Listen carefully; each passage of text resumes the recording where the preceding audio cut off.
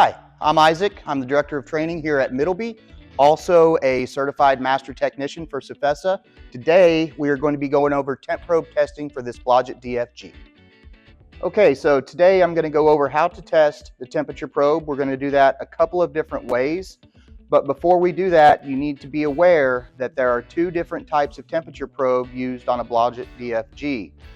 The best way to see which one you have is look at the terminal sizes on the terminals. These have 3/16 terminals on them, so I know that that is going to be a 1K temp probe. If it has 1/4 inch terminals on it, then you will use a different probe chart than the 1K probe chart. So that being said, we now know this is a 1K RTD temperature probe. First way I want to go over how to test it is just take a resistance of the probe itself. You want to make sure that you have a good connection with your leads when you do this, and make sure that they are not grounded against anything that you're testing it on.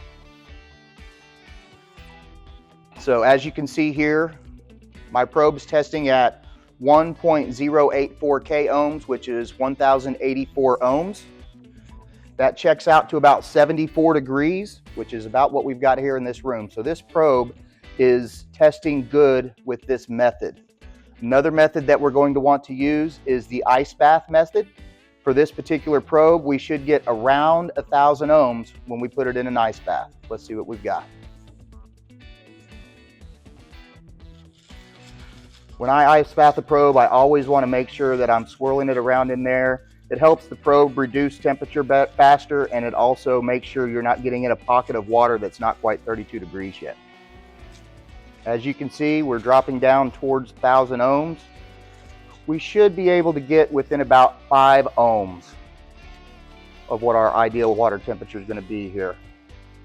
So as you can see here, we're within just a few ohms, which means that this probe passed the test.